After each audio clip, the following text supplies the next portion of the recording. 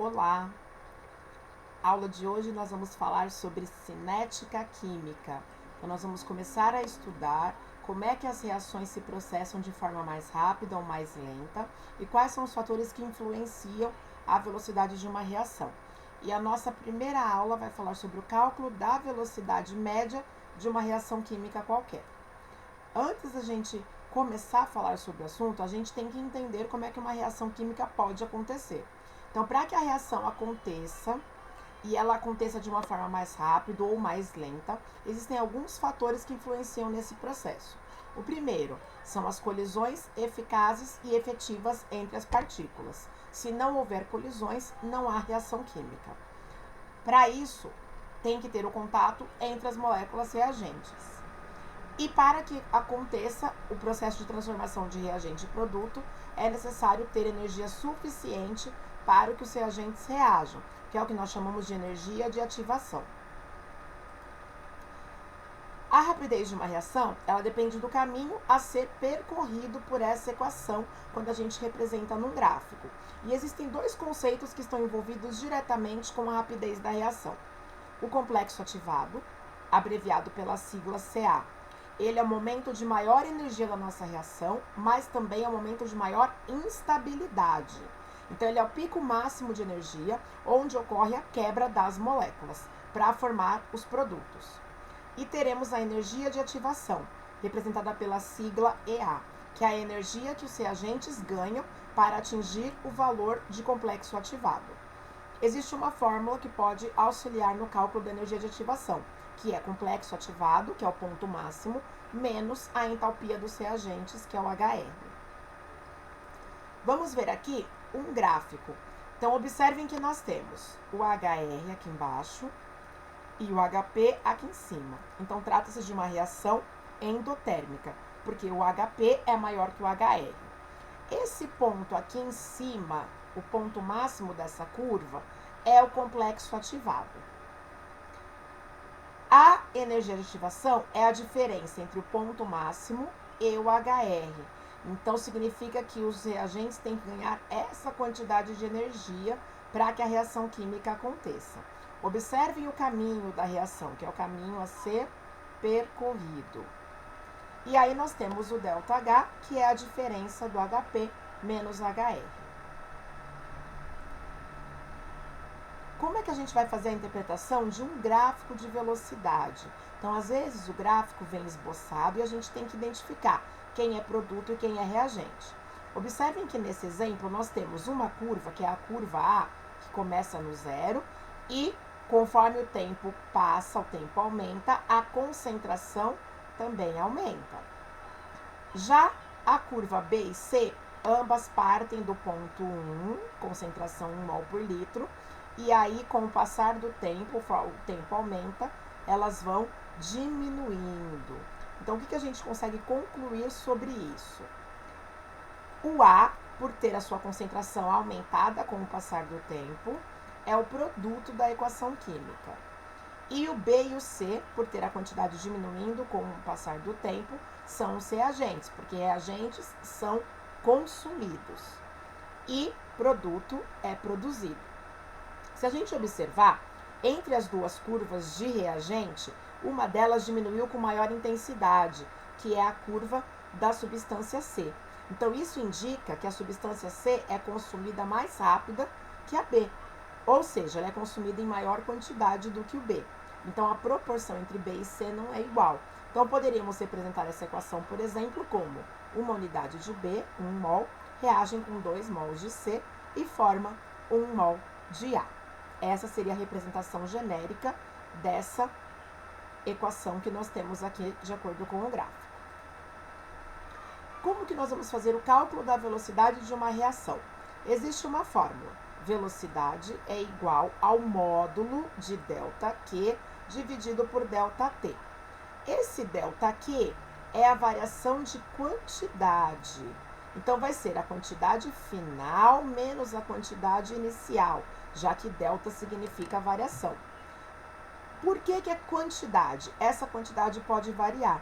Essa quantidade pode ser mol de substância, pode ser a massa de substância, pode ser o volume de substância, pode ser a concentração da substância. O ΔT é a variação do tempo, então é o tempo final menos o tempo inicial. Esse tempo pode ser em horas, em minutos ou em segundos. E o V é a velocidade da reação. A velocidade da reação, ela vai ser a unidade de quantidade, então, por exemplo, mol por minuto. Então, esse minuto vezes minuto menos 1 significa que é mol por minuto. Ou um outro exemplo que nós podemos ter, G por segundo, que é gramas por segundo. Então, tudo vai depender da unidade de medida do ΔQ e do ΔT. Uma coisa que a gente tem que prestar atenção é que dentro de uma equação química, a velocidade vai ser proporcional à quantidade de mols de seus reagentes e produtos. Então, vamos fazer aqui um exemplo. Então, nós temos um gráfico onde nós temos a coordenada da reação no eixo X, ou caminho da reação, e no eixo Y nós temos a energia, que está medida em quilojoules por mol. Lembrando que a energia pode ser em quilojoule, em quilocaloria, em joule ou em caloria. Nós queremos saber qual é o valor da entalpia dos reagentes, qual é o valor da entalpia dos produtos, qual é o valor do complexo ativado, qual é o valor da energia de ligação e qual é o valor do ΔH. Então, observem que a nossa equação começa com um reagente aqui embaixo e termina com um produto lá em cima.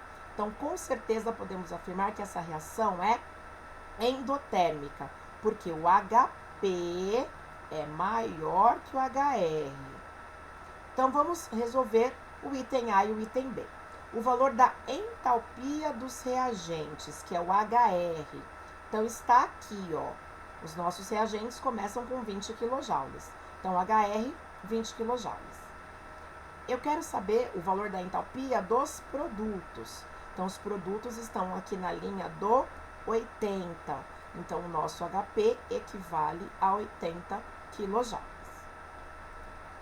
O valor do complexo ativado. Lembre-se que o complexo ativado é o ponto máximo da reação, ou seja, é o ponto máximo da nossa curva. Então, esse ponto aqui é o complexo ativado, que equivale a 100 kJ. Então, o complexo ativado vale 100.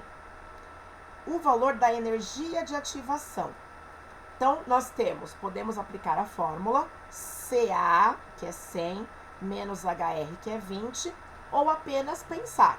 Se os nossos reagentes já têm acumulados 20 kJ, eles têm que chegar em 100. Então, quanto de energia eles têm que ganhar para atingir os 100? 80. Então, a energia de ativação são 80 kJ. E, por último, o valor do ΔH, que é só fazer o HP menos o HR. O HP vale 80, o HR vale 20. 80 menos 20, 60 kJ. Faz sentido? Sim, porque se a nossa reação é endotérmica, o ΔH dela tem que ser maior do que zero. Agora vamos fazer um exemplo onde nós vamos mostrar como fazer o cálculo da velocidade da reação. Então, nós temos a reação de formação da amônia. Gás nitrogênio, que é o N2, mais gás hidrogênio, formando a amônia, que é o NH3. Nossa equação já está montada e balanceada. Suponha que no instante 10 segundos, temos 12 mols de gás nitrogênio e no instante 20 segundos, restem apenas 6 mols desse reagente. Determine a velocidade média da reação em relação ao gás nitrogênio e ao gás hidrogênio neste intervalo de tempo. Então, percebam que nós temos, no instante 10 segundos, 12 mols de gás nitrogênio. Então, o nosso tempo inicial são 10 segundos e o número de mols inicial são 12. Por ele ser um reagente, conforme o tempo vai passando, a quantidade dele vai diminuir. Então, nós vamos ter no tempo 20 segundos, que é o tempo final, a quantidade de 6 mols. Então, ele consumiu 6 mols e sobraram 6. Ele quer a velocidade em relação ao gás nitrogênio e depois ele quer em relação ao gás hidrogênio. Como as informações do enunciado são do gás nitrogênio, então a primeira velocidade que nós vamos calcular é a velocidade do nitrogênio. Então, aqui nós colocamos ΔN. Por que ΔN? Esse N é a variação do número de mols, dividido pelo ΔT, que é o tempo. As duas unidades de tempo estão em segundos, não tem que transformar, e os dois estão em mol, tá correto. Então, nós teremos número de mols final, 6, menos número de mol inicial, 12. Tempo final, 20, tempo inicial, 10. Então, nós teremos 6, porque está dentro do módulo, então não terá sinal, dividido por 10. Então, a velocidade da reação em relação ao N2 são 0,6 mols por segundo. Então, a cada 1 segundo são consumidos 0,6 mols de N2. Agora, como é que a gente faz para descobrir a velocidade do gás hidrogênio? Percebam que o exercício não falou nada sobre o hidrogênio. Então, eu não consigo fazer um cálculo assim como eu fiz para o nitrogênio. Então, nós vamos voltar de novo na ideia da proporcionalidade, que é a lei de Proust, e na estequiometria. Então, o que nós sabemos? 1 mol de nitrogênio reage com 3 de hidrogênio. Então, eu sempre vou gastar 3 vezes mais hidrogênio que o N. Então, a proporção entre N e H é 1 para 3. Então, o hidrogênio é o triplo do nitrogênio. Se a velocidade do nitrogênio é 0,6, a velocidade do hidrogênio será o triplo de 0,6, que corresponde a 1,8 mols por segundo. Então, a cada 1 segundo, nós consumimos 1,8 mols de gás hidrogênio. Se nós fôssemos pensar nas curvas, a curva do hidrogênio diminuiria bem mais rápido do que a curva do gás nitrogênio. Espero que vocês tenham entendido e que tenham bons estudos. Obrigada e até a próxima.